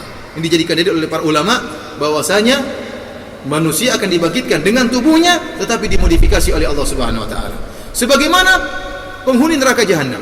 Antum lihat, bukankah orang-orang tatkala dikumpulkan di padang mahsyar di tanah yang tandus dan kering, matahari jaraknya 1 mil, keringat mereka bercucuran namun mereka tidak mati-mati. Bukankah penghuni neraka jahanam disiksa oleh Allah, dibakar oleh Allah Subhanahu wa taala namun tidak mati-mati? Kenapa tubuh mereka dimodifikasi, dikuatkan oleh Allah untuk merasakan pedih? Allah Subhanahu wa taala berfirman tentang neraka jahanam, allati tattali'u 'alal afidah. Api neraka yang masuk dalam jantung-jantung mereka. Kita kalau di dunia ingin bakar sesuatu, misalnya kita bakar sate atau bakar sesuatu, maka yang pertama terbakar bagian luar, dalamnya enggak. Dalamnya belakangan. Di neraka jahanam tidak. Allati tattali'u 'alal afidah. Neraka tersebut, api tersebut membakar luar dalam langsung. Mereka dibakar jantung-jantung mereka wahum ahya, dan mereka dalam keadaan hidup, merasakan pedih siksaan neraka jahanam tersebut. Luar dalam langsung dibakar oleh Allah Subhanahu wa taala. Mereka tatkala di akhirat bisa melihat malaikat, bisa melihat iblis. Di dunia kita enggak bisa lihat iblis. Innahu yarakum huwa wa qabiluhu min haitsu la tarawnahu. Sungguhnya iblis dan pengikutnya melihat kalian dari sisi yang kalian tidak bisa melihat mereka. Di akhirat kelak terjadi dialog antara penghuni neraka jahanam dengan iblis. Mereka lihat iblis. Di dunia kita enggak bisa lihat malaikat. Di neraka jahanam, penghuni neraka jahanam melihat malaikat. Mereka berkata, ya Malik liyaqdi alaina rabbuk. Wahai malaikat Malik, biarkan Allah matikan kita. Qala innakum makithun. Tidak bakalan, kalian akan kekal di neraka selama-lamanya. Jadi dirubah oleh Allah Subhanahu wa taala. Bahkan dalam satu hadis disebutkan bagaimana penghuni neraka jahanam ada yang giginya dibesarkan oleh Allah, diperbesar sampai sebesar Jabal Uhud. Disiksa oleh Allah Subhanahu wa taala. Demikian juga penghuni surga dirubah oleh Allah Subhanahu wa taala. Dalam hadis kata Nabi sallallahu alaihi wasallam, "Awwal zumratin talijul jannah suratuhum ka suratil qamar fi lailatul badr." Atau kama qala Nabi sallallahu alaihi wasallam. Kata Nabi sallallahu alaihi wasallam bahwasanya kelompok pertama yang masuk surga, maka bentuk mereka seperti rembulan yang bersinar di malam bulan purnama. Dan orang-orang Arab menyebutkan seorang wajahnya seperti rembulan, maksudnya memuji kecantikannya atau ketampanannya. Disebutkan wajahmu seperti rembulan, bukan berarti bulat utuh, enggak. Tapi maksudnya apa? Bersinar, tampan, menggoda. Wajahmu seperti apa? Rembulan. Itulah penghuni surga, wajahnya ditampankan oleh Allah Subhanahu wa taala. Itulah wanita surga, wajahnya dipercantik oleh Allah Subhanahu wa taala. Kemudian tinggi mereka dirubah oleh Allah Subhanahu wa taala. Kata Nabi sallallahu alaihi wasallam, tuluhum situna dhira'an ala surati abihim Adam. Mereka seperti Nabi Adam alaihissalam, tingginya 60 hasta. Jadi yang pendek-pendek sekarang jangan bersedih. Nanti Allah kalau masuk surga, kalau kalian masuk surga akan dibuat tinggi oleh Allah menjadi 60 hasta. 60 hasta kira-kira 30 meter. 30 meter, 30 sekian, sekitar 1 hasta sekian. Ini kira-kira setengah meter enggak? Ini setengah meter. Kalau 30 hasta berarti 60 hasta berarti berapa? 30 meter. Kemudian dalam hadis Rasulullah SAW, ahlul jannah la yatagawwatun, mereka tidak buang air. Wala yamtakhitun, mereka tidak ada ingusnya. Wala yabulun, dan mereka tidak buang air kecil. Wala yabsukun, dan mereka tidak meludah. Para wanita, kata Allah Subhanahu wa taala, wa azwaju mutahharah, istri-istri yang disucikan oleh Allah Subhanahu wa taala, bersih. Kalau di dunia mereka hidup dengan kotoran, ada kotorannya, ada tai matanya, ada upilnya, ada kotoran telinganya, ada ngilernya. Di akhirat tidak. Dirubah oleh Allah Subhanahu wa taala, wa azwajum mutahharah, istri-istri yang disucikan oleh Allah Subhanahu wa taala. Tidak ada nifasnya, tidak ada haidnya, tidak ada maninya, tidak ada ingusnya, tidak ada upilnya, tidak ada apanya lagi? Tidak ada tai matanya, tidak ada tai telinganya. Semuanya bersih. Dirubah oleh Allah Subhanahu wa taala. Oleh karena saya katakan kepada ibu-ibu bahwasanya kalau ibu-ibu masuk surga, maka ibu-ibu akan menjadi sangat cantik jelita, dimodifikasi oleh Allah Subhanahu wa taala dan menjadi ratu bidadari. Sebagian ulama dan banyak ulama mengatakan bahwasanya wanita dunia kalau masuk surga, maka dia lebih afdal daripada bidadari. Kenapa? Bidadari diciptakan langsung menjadi bidadari, adapun wanita surga melalui ujian.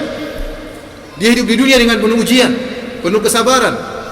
Sabar dalam berkhidmah melayani suaminya, sabar dalam mengurus anak-anaknya, sabar untuk salat, sabar untuk berdoa kepada Allah, untuk beribadah. Maka tatkala dia masuk surga, maka dia lebih afdal daripada wanita-wanita yang ada di surga, daripada bidadari-bidadari. Oleh karenanya ibu-ibu yang wajahnya pas-pasan sekarang jangan bersedih.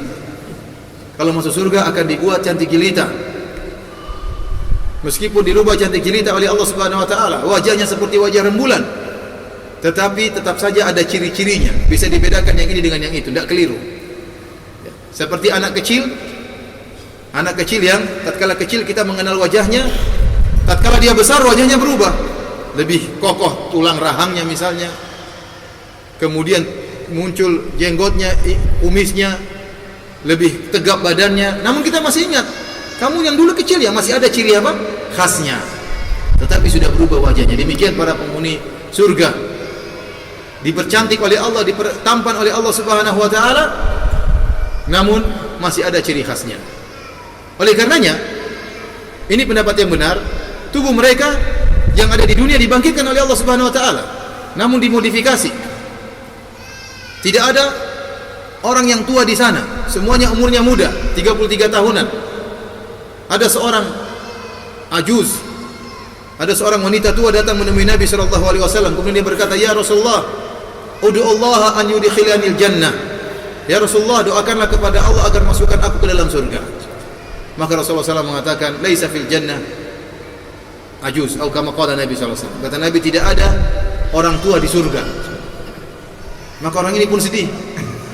Tidak ada orang tua di surga. Ternyata Nabi Rasulullah SAW mengatakan, orang yang tua akan dirubah menjadi muda oleh Allah Subhanahu wa taala. Kemudian di surga, wanita-wanita ya akan, kata Allah tadi, wa azwaju mutahharah, istri-istri yang disucikan oleh Allah. Di antara kata tafsiran para ulama, disucikan baik tubuhnya dari segala kotoran dan disucikan akhlaknya dari segala keburukan.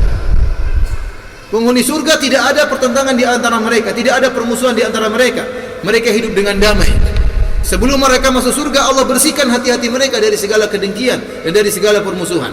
Kata Allah, "Wa naza'na ma fi sudurihim min ghillin tajri min tahtihal anhar." Kami bersihkan, kami cabut dari dada-dada mereka kedengkian, permusuhan, ghil, hasad, dicabut oleh Allah, baru dimasukkan dalam surga. Oleh karena saya pernah kaget tatkala ada seorang bertanya, "Ustaz, kalau saya pingin masuk surga, tapi saya enggak mau istri saya masuk surga sama saya. Pokoknya istri saya tidak masuk surga sama saya. Ada apa gerangan?" Mungkin istrinya suka ngomel-ngomel. Dia pikir kalau saya masuk surga, istri saya suka ngomel-ngomel, saya baru gandengan sama bidadari. Mau kemana kamu?" katanya. Diomelin sama istrinya. Bayangkan, datang bidadari malah kita diomelin sama istri. "Kamu mana sini sama saya aja," repot. Yang benar, kalau istri seorang wanita sudah masuk surga, maka tidak ada omelannya. Dibersihkan hatinya oleh Allah Subhanahu wa taala. Demikian pula ikhwan-ikhwan yang mungkin dahulu bermusuhan di dunia, tahu-tahu ketemu di surga, jadi teman.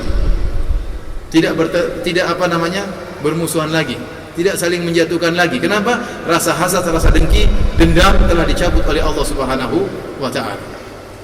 Ini saya ingin menyampaikan bahwasanya penghuni surga mereka menikmati kenikmatan di surga tanpa ada efek samping. Mereka makan tanpa ada buang air. Mereka tatkala berhubungan pun tanpa ada mani, tanpa ada air mani. Berbeda dengan kenikmatan di dunia yang penuh dengan efek samping. Yang terakhir para hadirin dan hadirat yang dirahmati oleh Allah Subhanahu wa taala, yang keenam, bahwasanya kenikmatan dunia penuh dengan kebosanan, adapun kenikmatan akhirat tidak ada rasa bosan sama sekali. Kita di dunia tatkala punya kenikmatan tertentu, kita sering bosan dan kita ingin diganti. Punya HP, kita ganti dengan HP yang baru. Punya mobil, kita bosan ganti dengan mobil yang baru. Terkadang rumah pun demikian. Pingin rumah yang baru.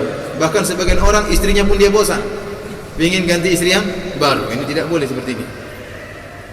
Adapun di akhirat maka tidak ada kebosanan sama sekali. Seluruh kenikmatan begitu sempurna, beraneka ragam, tanpa ada kebosanan sama sekali. Ibnu Abbas radhiyallahu ta'ala anhuma telah pernah berkata, "Inna rajula min ahlil jannah la yu'aniqu al-hawra 70 sanatan la yamalluha wa la tamalluhu." Sungguhnya seorang lelaki surga akan memeluk istrinya dari bidadari selama 70 tahun. Dia tidak bosan dan istrinya pun tidak bosan. Ya, bayangkan 70 tahun dia peluk, tidak membosankan. Luar biasa sempurnanya bidadari tersebut. Dan maha sempurna, maha suci Allah yang telah memberikan kesempurnaan kepada bidadari. Kita di dunia gak mungkin seperti itu. Antum peluk istri seharian pasti bosan. Seharian terus kapan lepasnya? Gak lepas-lepas sih. Kita mungkin lepasin seharian, apalagi seminggu pelukan terus, ya gak mungkin. Ada waktu bosannya. Di surga tidak. Bidadari memeluk 70 tahun tidak berhenti-berhenti. Ada yang bertanya, Ustaz, kenapa cuma 70 tahun? Ya karena masih ada bidadari yang lain yang ngantri. Banyak bidadari di sana. Dan ikhwan dan akhwat yang dirahmati oleh Allah Subhanahu wa taala, kenikmatan bukan cuma bidadari, masih terlalu banyak kenikmatan. Kenikmatan bukan cuma makanan dan minuman, masih banyak kenikmatan. Namun Allah tidak sebutkan. Kenapa? Karena tidak imajinasi kita tidak mampu untuk menghayalkannya. Cukup Allah mengatakan wala khatara ala qalbi bashar. Bahwasanya kenikmatan tersebut tidak pernah terbetik dalam hati-hati manusia. Dan terakhir, pengajian ini saya tutup dengan sebuah ayat dalam Al-Quran yang menggambarkan tentang kegembiraan penghuni surga. Allah berfirman, innal abrara lafi na'im 'alal ara'iki yanzurun ta'rifu fi wujuhihim nadratan na'im. Sungguhnya orang-orang yang baik, al-abrar, orang-orang yang saleh, lafi na'im, tenggelam dalam berbagai macam kenikmatan di surga. 'Alal ara'iki yanzurun, mereka berada di atas dipan-dipan sambil memandang. Apa yang mereka pandang Allah tidak sebutkan. Akan tapi Allah hanya menyebutkan tentang dampak dari pandangan tersebut. Kata Allah, ta'rifu fi wujuhihim nadratan na'im. Engkau akan melihat pada wajah-wajah mereka kenikmatan, kebahagiaan di wajah-wajah mereka. Rupanya pandangan mereka tersebut membuat mereka bahagia. Ini baru nikmat pandangan. Para ulama menyebutkan kalau dalam ilmu tafsir disebutkan predikat dan subjek dan predikat, kemudian tidak disebutkan objeknya, maka objeknya berlaku umum. Allah mengatakan mereka di atas dipan-dipan memandang. Apa yang mereka pandang tidak disebutkan. Berarti seluruh pandangan yang membuat mereka bahagia masuk dalam ayat ini. Dan betapa banyak perkara-perkara yang dipandang yang membuat orang bahagia. Di antaranya ikhwan yang bahagian kita tatkala kita memandang ternyata orang tua kita, ternyata istri-istri kita, ternyata anak-anak kita juga masuk surga. Ini bahagia. Allah Subhanahu wa taala mengatakan tentang para penghuni surga, ya, bahwasanya ya, Allah memasukkan anak-anak mereka, istri-istri mereka dan juga keturunan mereka di surga. Kata Allah, jannatu adni yadkhulunaha wa man salaha min abaihim wa azwajihim wa dhurriyyatihim wal malaikatu yadkhuluna alaihim min kulli bab salamun alaikum bima sabartum fa ni'ma uqbad dar. Kata Allah, surga Aden yang mereka masuki. Wa man salaha min abaihim, demikian juga orang tua mereka yang saleh, ibu mereka, ayah mereka yang saleh juga masuk surga. Wa azwajihim, istri-istri mereka yang saleh, suami-suami mereka yang saleh juga masuk surga. Wa dzurriyyatihim, anak-anak mereka yang juga saleh masuk surga. Dan betapa bahagianya tatkala kita ketemuan dengan mereka di surga, ketemu dengan setelah berpisah lama. Mungkin di antara kita ada yang meninggal di luar, meninggalkan istri, meninggalkan anak-anaknya, atau ayah kita yang sudah meninggal terlebih dahulu, tahu-tahu kita ketemuan di surga, maka ini suatu yang sangat membahagiakan. Demikian juga bertemu dengan teman-teman kita, ikhwanan ala sururi mutaqabilin, Mereka saling bersaudara dan mereka saling pandang memandang di antara mereka. Ketemu dengan saudara-saudara kita, ketemu dengan teman-teman kita. Betapa bahagianya kalau kita berteman di dunia, jangankan bertemu di surga. Kita di dunia kita ketemu, misalnya hajian ketemu dengan teman kita. Sudah lama kita tidak ketemu teman SMP kita. Loh, kamu kok hajian sekarang? Dulu kamu kan penjual bir. Kok sekarang bisa hajian? Saya sudah bertobat. Saya sudah apa? Bertobat. Bahagia kita ketemu dengan teman kita. Tapi jangan sampai dia bilang, ini hasil jual bir makanya saya hajian. Ada orang seperti itu, seperti di tempat saya, subhanallah, ada orang punya lokalisasi yang punya Pak Haji. Subhanallah, ini bagaimana hajinya? Kita bahagia ketemu dengan teman-teman kita. Kita ketemu di Masjid Nabawi saja bahagia ketemu dengan teman-teman kita. Ikut pengajian bareng-bareng, sholat bareng-bareng, apalagi ketemu di surga. Di antara pandangan yang membahagiakan, kita melihat kenikmatan surga yang berada di depan kita, yang beraneka ragam, maka sungguh membahagiakan. Dan di antara pandangan yang membahagiakan, kata Allah Subhanahu wa taala, lahum ma yasha'una fiha wa ladaina mazid. Allah akan berikan tambahan bagi penghuni surga, ya, lil ladzina ahsanul husna wa ziyadah. Bagi orang-orang berbuat baik di surga, mereka akan mendapatkan surga wa ziyadah, dan mereka akan mendapatkan tambahan. Kata para ulama, kata para sahabat, kata Nabi SAW, ziyadah tambahan kenikmatan tersebut adalah memandang wajah Allah Subhanahu wa taala. Oleh karenanya keyakinan Ahlussunnah wal Jamaah, puncak kenikmatan yang ada di surga adalah melihat wajah Allah Subhanahu wa taala. Dan di antara doa Nabi sallallahu alaihi wasallam, as'aluka ladzatan nadhari ila wajhikal karim. Ya Allah, aku mohon kepada Engkau kelezatan memandang wajahmu yang mulia. Semoga Allah Subhanahu wa taala memasukkan kita ke dalam surganya. Semoga Allah Subhanahu wa taala sebagaimana mengumpulkan kita di masjid ini, Allah kumpulkan kita di surganya yang penuh dengan kenikmatan bersama Nabi sallallahu alaihi wasallam dan para sahabatnya. Wallahu taala alam bisawab. Kalau ada yang bertanya, saya persilakan.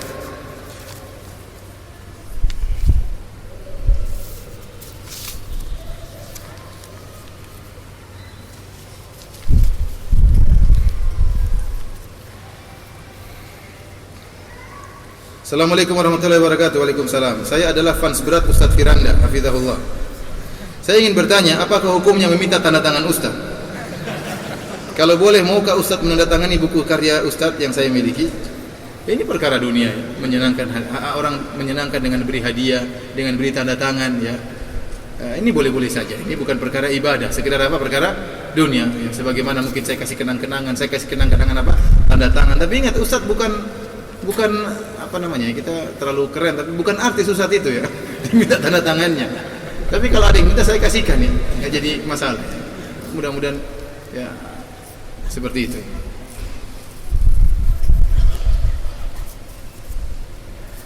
Ya, saya berharap semoga kita berkumpul saling mencintai karena Allah Subhanahu wa taala, dan semoga kita dikumpulkan juga di surga kelak.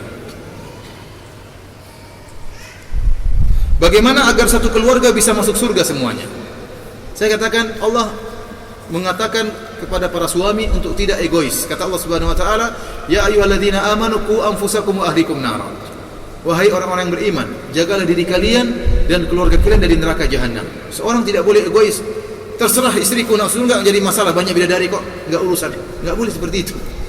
Dia harus berusaha agar istrinya juga masuk surga. Toh kalau istrinya masuk surga akan jadi ratu bidadari. Kata Allah, wa'mur ahlaka bis-salati wastabir 'alaiha. La nas'aluka rizqan nahnu narzuquk wal akhibatu littaqwa. Perintahkanlah keluarga kalian untuk salat dan bersabarlah. Kami tidak minta rizki dari kalian, justru kami yang beri rizki. Jangan sampai seorang gara-gara mencari rizki lupa untuk mendakwai anak istrinya, lupa untuk menasihati anak istrinya. Seorang tidak boleh egois. Allah wajibkan bagi dia untuk mendakwai anak dan istrinya, untuk mengajak anak istrinya ke dalam surga. Oleh karena caranya perlu kerjasama antara suami istri, perlu kerjasama. Orientasi mereka berdua harusnya akhirat, bukan orientasi dunia. Dunia tidak akan ada habisnya, ikhwan, tidak akan habisnya. Orang beli mobil, pingin lagi mobil yang lebih mewah. Punya rumah, ingin lagi rumah yang lebih mewah. Tidak akan ada habisnya. Semakin dicari dunia, semakin haus. Dunia itu ibarat air laut, semakin ditelan, semakin menghauskan. Tapi kalau itu orientasi seorang adalah akhirat, maka dia ada derajat qanaah, ada dia sampai sifat qanaah. Ya sudahlah, ini sudah cukup. Saya ingin habiskan waktu saya, masa tua saya untuk beribadah, ikut pengajian, menghafal Quran. Mau sampai kapan mau cari dunia? Tidak akan ada habisnya. Oleh karenanya perlu kerjasama antara suami istri agar bisa sama-sama masuk surga. Ingat hadis Nabi sallallahu alaihi wasallam, rahimallahu imra'an qama minal lail fa shalla wa ayqadhat ahlahu fa shallat. Semoga Allah merahmati seorang lelaki yang bangun di malam hari, kemudian dia salat. Kemudian dia bangunkan istrinya, kemudian istrinya salat. Fa in abad nadaha ala wajhihal ma. Kalau istrinya enggak mau bangun, dia percikan air di wajah istrinya supaya bangun salat malam. Oleh karena praktekkan para suami. Praktekkan itu, bangunkan istri. Terus bagaimana antum bangunkan istri sementara antum juga tidak bangun? Antum bangun malam, sholat, bangunkan istri. Bangunkan istri dengan baik-baik. Jangan, bangun, jangan. Itu tidak sayang namanya. Bilang istriku, cintaku, manisku. Sebutkan semua kata-kata yang indah. Keluarkan semuanya. Tidak bangun, kasihkan air. Ayo sayang. Bilang, doain anak-anak butuh didoakan. Suami butuh didoakan, doakan agar kita masuk surga. Masih gak mau bangun lagi, antum bilang, saya mau poligami. Dia pasti bangun. Apa? Bangun. Oleh karenanya perlu kerjasama antara suami istri. Saya katakan perlu kerjasama. Salat malam bersama, baca Quran, saling mengingatkan. Itu namanya kerjasama untuk masuk surga. Bukan kerjasama cari dunia. Semangat kalau cari mobil bareng-bareng. Semangat cari ibadah gak semangat. Boleh, nggak dilarang cari mobil bareng-bareng, pilih rumah bareng-bareng, cari perabotan bareng-bareng. Namanya ini boleh-boleh saja. Tapi jangan semangat saja masalah apa? Dunia. Jangan kerjasama masalah dunia saja. Perlu kerjasama masalah akhirat.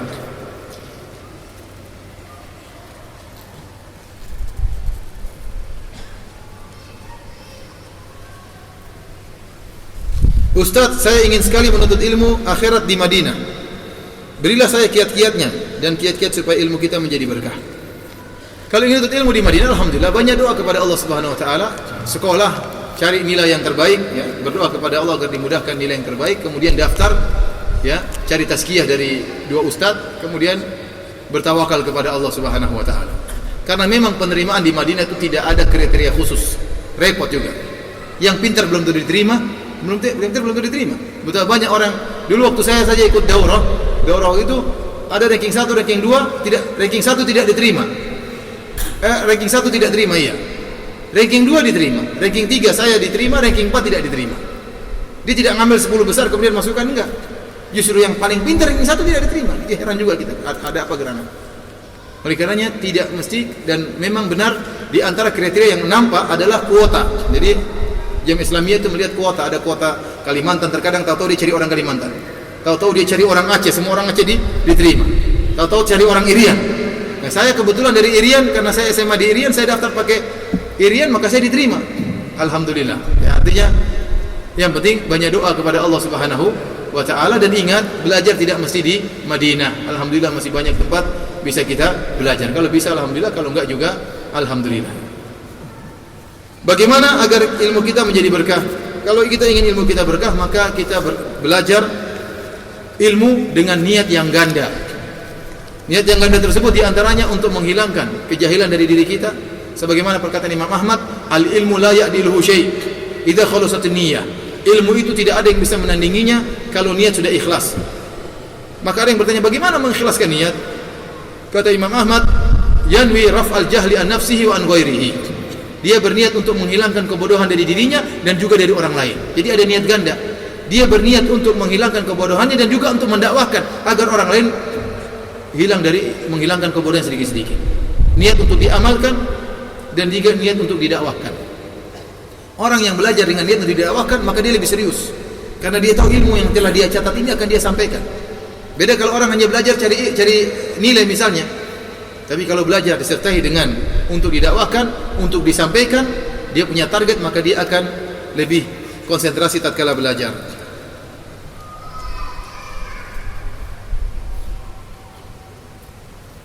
Sudah habis. Sampai kapan? Masih lama. 9? 90.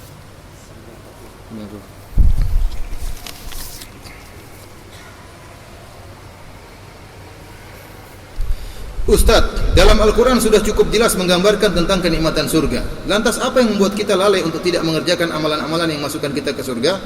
Mohon nasihatnya. Karena keimanan kita terhadap akhirat kurang, itu sebabnya. Seorang yang keimanan terhadap akhiratnya tinggi, dia pasti tidak akan malas beribadah. Kalau dia yakin dia akan meninggal dunia dan dia akan meninggalkan dunia ini, maka dia akan semangat untuk beribadah. Kalau dia yakin bahwasanya tingkatan di surga berdasarkan amalan soleh, maka dia akan semangat karena dia ingin mencari tingkatan yang tertinggi di surga. Rasulullah SAW mengatakan, idza sa'altumullah fas'alullaha al-firdaus fa innahu a'lal jannah. Jika kalian minta kepada Allah, maka mintalah surga Firdaus, itu surga yang paling tinggi. Rasulullah SAW mengajarkan kepada kita untuk memiliki tekad yang tinggi dalam masalah akhirat. Kata Allah, wa fi dzalika, setelah Allah menyebutkan tentang nikmat surga dalam surat Al-Mutaffifin, kata Allah, wa fi dzalika falyatanafasil mutanafisun. Maka hendaknya dalam masalah ini akhirat berlomba-lombalah kalian.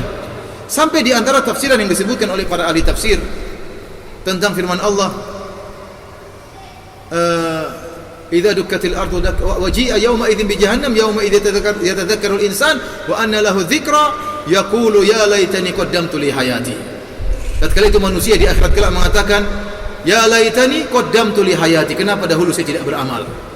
Di antara tafsiran ayat ini banyak ahli tafsir yang menyebutkan ini penyesalan seorang mukmin.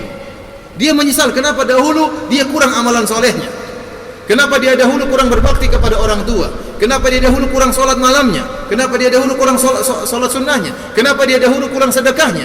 Kenapa? Karena surga bertingkat-tingkat. Walikullin darajatun mimma amilu. Surga bertingkat-tingkat sesuai dengan amalan. Tidak sama, Allah tidak akan samakan antara seorang yang solat malam surganya dengan orang yang tidak solat malam. Tidak sama antara orang yang pelit dengan orang yang rajin bersedekah, tidak sama. Tidak sama. Oleh karenanya seorang semangat untuk beribadah kalau dia yakin dengan akhirat. Tapi kalau keyakinannya kurang, maka akan dia lemas, dia akan malas. Makanya kalau kita mendapati diri kita agak malas, yakinlah iman kita sedang turun. Kita berusaha untuk baca Quran, berusaha untuk baca sejarah-sejarah sahabat tentang semangat-semangat mereka agar menumbuhkan kembali keimanan kita. Saya sering sampaikan, itulah hikmahnya kenapa Allah sembunyikan nikmat akhirat. Allah tidak perlihatkan, karena kalau diperlihatkan, seandainya bidadari muncul, semua orang sholat malam. Dia bilang, bidadari, sudah sholat malam. Istriku, kamu minggir dulu, saya mau sholat malam terus. Kapan tidur, Bi? Enggak, saya enggak mau tidur. Sudah lihat bidadari, gimana mau sholat malam terus, sedekah saya infak seluruh harta saya. Kenapa? Sudah lihat bidadari. Ya akhi, enggak usah jauh-jauh, enggak usah dilihatkan bidadari. Seandainya ini masjid apa namanya? Masjid apa? Islamic Center. Seandainya Rasulullah menampakkan atau Allah menampakkan pahala, misalnya barang siapa yang sholat di Masjid Islamic Center Samarinda, sholat berjamaah akan mendapatkan 27 ekor kambing. Enggak usah bidadari, kambing saja. Kira-kira orang ramai enggak di masjid ini? Ramai, penuh, kambing penuh di sini. Penuh, semua orang akan datang dari Balikpapan, dari mana, dari Jakarta, dari Australia datang, semua ingin sholat di sini karena sekali sholat dapat 27 ekor kambing. Ya akhi, kambing apa dibandingkan dengan bidadari? Oleh karenanya saya katakan, meskipun Allah telah menjelaskan dalam Al-Quran, hadis-hadis telah menjelaskan, Rasulullah telah menjelaskan hadis-hadisnya, tetapi kalau keimanan kita kurang, maka kita akan malas. Oleh karenanya perlu mengamalkan hal-hal yang bisa meningkatkan semangat dalam beramal soleh. Saat ini, apakah di surga sudah ada penghuninya? Surga sudah diciptakan oleh Allah Subhanahu Wa Taala berdasarkan dalil Al-Quran dan Sunnah. Uiddat lil muttaqin, yang telah disiapkan bagi orang-orang bertakwa. Dan dalam hadis juga disebutkan Allah menciptakan surga, lalu Allah panggil Jibril untuk melihat surga tersebut. Maka Jibril mengatakan tidak seorang pun mendengar tentang surga kecuali masuk ke dalam surga. Lalu Allah memasangkan perkara-perkara yang dibenci di sekeliling surga. Allah panggil Jibril lagi, lihatlah surga. Kata Jibril, hampir-hampir tidak ada yang bisa masuk dalam surga. Makanya disebut dalam hadis, huffatil jannatu bil makarih. Surga itu diliputi dengan perkara-perkara yang dibenci. Jadi surga sudah diciptakan. Ada orang ahlul bid'ah mengatakan, percuma kalau surga diciptakan tidak ada fungsinya. Allah, pekerjaan Allah sia-sia, sehingga mereka mengatakan surga belum diciptakan. Kita katakan ini tidak benar. Pertama, ente harus tunduk kepada dalil dan Al-Quran dan Sunnah. Kalau Al-Quran sudah mengatakan sudah diciptakan, kalau hadis menyatakan sudah diciptakan, meskipun kita enggak tahu ada fungsinya atau tidak, itu bukan urusan ente. Terserah Allah mau ciptakan, mau Allah kosongkan dulu, Allah mau isi, urusan Allah Subhanahu Wa Taala. Jangan gunakan otak kita untuk menolak ayat dan hadis-hadis Nabi sallallahu alaihi wasallam. Yang kedua, sudah ada fungsinya. Sudah ada fungsinya. Di antara fungsinya, Rasulullah sallallahu alaihi wasallam diperlihatkan surga tersebut, sehingga Rasulullah SAW bisa menjelaskan sebagian dari kenikmatan surga tersebut kepada para sahabat. Makanya Rasulullah SAW terkadang mengatakan, wahai Bilal, saya mendengar bunyi sendalmu di depan saya. amalan apa yang kau lakukan di surga? Jibril sudah masuk surga belum? Bilal sudah masuk surga belum? Belum. Tapi Rasulullah SAW mengabarkan tentang masa depan. Rasulullah SAW juga mengatakan, saya masuk surga dan saya melihat ada suatu bangunan, ternyata milik Umar bin Khattab radhiyallahu taala anhu. Kemudian di antara fungsi surga disebut dalam hadis arwahu asyuhada, ya, fi ajwafil ta'ir. Bahwasanya ruh-ruh para syuhada berterbangan di surga. Ini di antara yang menempati surga seperti apa? Seperti ruh-ruh syuhada, ruh mereka bertebaran di surga, ya, seperti dalam burung-burung. Di antaranya juga orang yang dikuburkan, kemudian dia ternyata bisa menjawab pertanyaan malaikat Munkar dan Nakir, kemudian dia ternyata dicatat sebagai penghuni surga, maka setiap kapan ada waktunya Allah bukakan surga dan sampailah angin surga tersebut kepada dia. Jadi surga itu ada fungsinya. Kalaupun enggak ada fungsi, di antaranya juga Rasulullah mengatakan barang siapa yang mengucapkan zikir tertentu maka Allah tumbuhkan pohon baginya di surga. Jadi setiap orang semakin berzikir semakin surganya disiapkan, semakin banyak ditumbuhkan tumbuhan. Jadi surga diciptakan tapi masih ada pengembangan. Barang siapa yang semakin sholat maka akan dibuatkan baginya istana di surga. Sholat misalnya sholat rawatib. Intinya surga sudah ada, namun penghuninya baru seperti ruh-ruh apa? Ruh-ruh tadi, ruh-ruh syuhada. Adapun manusia belum, karena manusia tidak dibangkitkan kecuali setelah hari kiamat. Dan yang pertama, ana awwalu man yaqra'u babal jannah. Kata Nabi sallallahu alaihi wasallam, aku adalah orang yang pertama kali mengetuk pintu surga. Wong Nabi saja belum dibangkitkan. Jadi yang pertama kali masuk surga siapa? Nabi sallallahu alaihi wasallam. Sehingga penghuni surga belum ada kecuali sekedar tadi ruh-ruh yang berterbangan di dalam surga.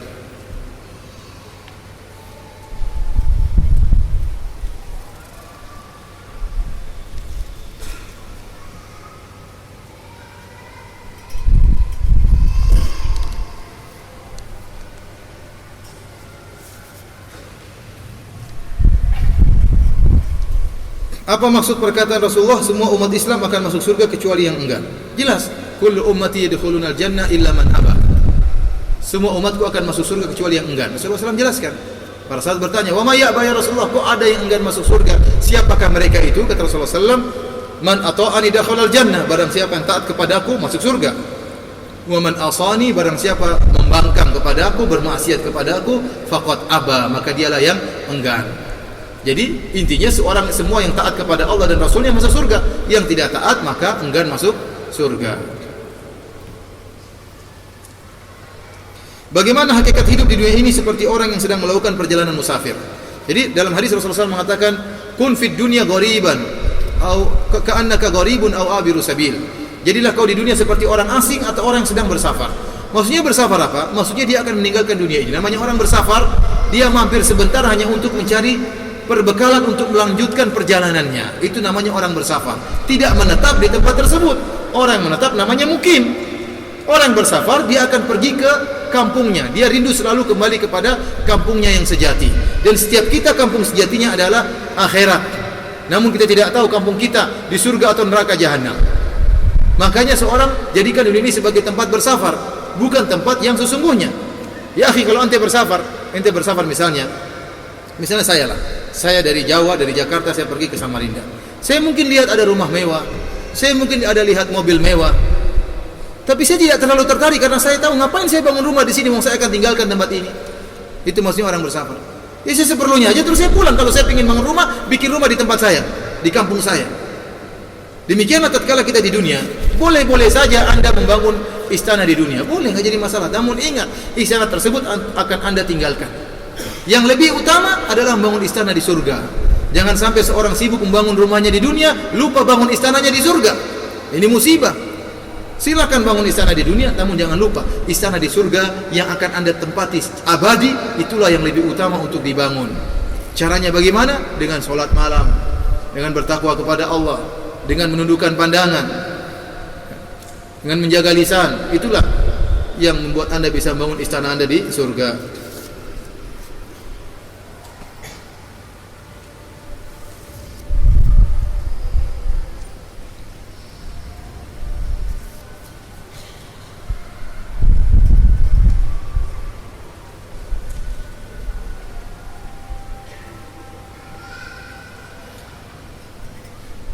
saya sudah tua dan merasa banyak dosa.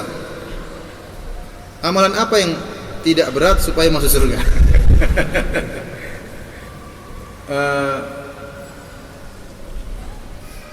Di antaranya saya katakan kepada yang bertanya ini, kalau sudah beramal langgengkan. Kata Nabi SAW, ahabul a'mal ila Allah adwamuha wa in qalla. Amalan yang paling dicintai oleh Allah Subhanahu wa taala yang paling langgeng meskipun sedikit. Ya, dalam hadis Rasulullah SAW menyebutkan maknanya, ya, in ahsana fima baqi ghufira lahu ma qad madha. Kalau seorang di akhir hayatnya berbuat baik, maka akan diampuni dosa-dosa yang telah lalu. Akan tapi jika di akhir hayatnya asa berbuat keburukan, maka akan dihukum baginya keburukan dia di akhir hayatnya dan juga keburukan yang pernah dia lakukan, dosa-dosa sebelum hayatnya. Tidak ada kata terlambat dalam bertaubat. Kita sudah tua, ya, bertobat kepada Allah, beribadah semampunya, ya, dan langgengkan ibadah tersebut. Jangan lupa salat malam tiap hari, jangan lupa baca Quran tiap hari, dilanggengkan. Baca Quran meskipun tidak banyak, sehari 2 lembar tidak apa-apa, tapi rutin. Salat malam 3 rakaat tiap malam tidak apa-apa, tapi rutin. Inilah amalan-amalan yang disukai oleh Allah Subhanahu wa taala. Sedekah pun demikian, meskipun tidak banyak tapi rutin. Sehingga suatu saat kalau seorang itu, ya, beruzur, misalnya sakit, tidak bisa lagi beramal, maka amalannya terus jalan. Amalnya terus berjalan meskipun dia tidak sedang beramal. Kenapa? Karena kebiasaan dia, rutinitas dia tatkala dia sehat adalah amalan-amalan tersebut. Ini di antara kemurahan Allah Subhanahu wa taala. Kata Nabi sallallahu alaihi wasallam, "Idza marada al-'abdu aw safar kutiba lahu ma kana ya'malu sahihan muqiman."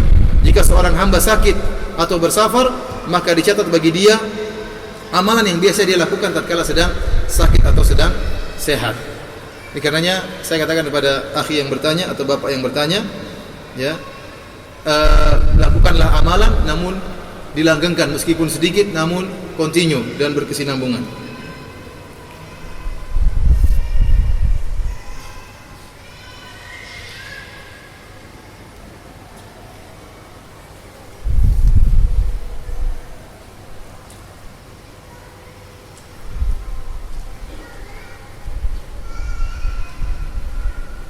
Sahihkah tentang orang tua, orang tua yang terhalangi masuk surga karena anaknya mengadu dahulu di dunia tidak mendapatkan bimbingan orang tuanya?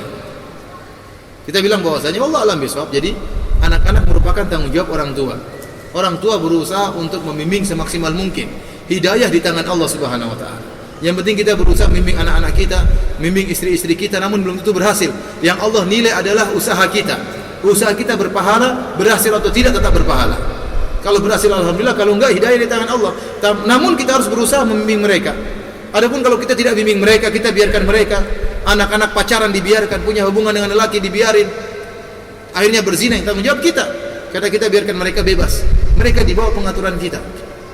Kalau kita bebaskan ingin karena sayang kepada anak, justru kita ikuti seluruh keinginannya, ini menunjukkan kita berkhianat kepada amanah dari Allah Subhanahu wa taala. Anak mau ini kita kasih, anak mau kasih, nakal gara-gara kita memberikan apa yang dia kehendaki. Yang penting kita berusaha untuk membimbing mereka. Kalau ternyata tidak berhasil, itu urusan Allah Subhanahu wa taala.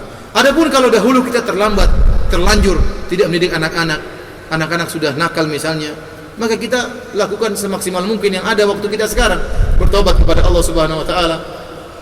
Dan barang siapa yang bertobat, maka Allah akan ampuni dosa-dosanya. Dahulu dia jahil, dulu dia bermaksiat, dia tidak tahu, anak-anaknya dibiarkan saja. Maka sekarang dia berusaha mendidik anak-anaknya semampu mungkin. Meskipun anaknya sudah punya istri.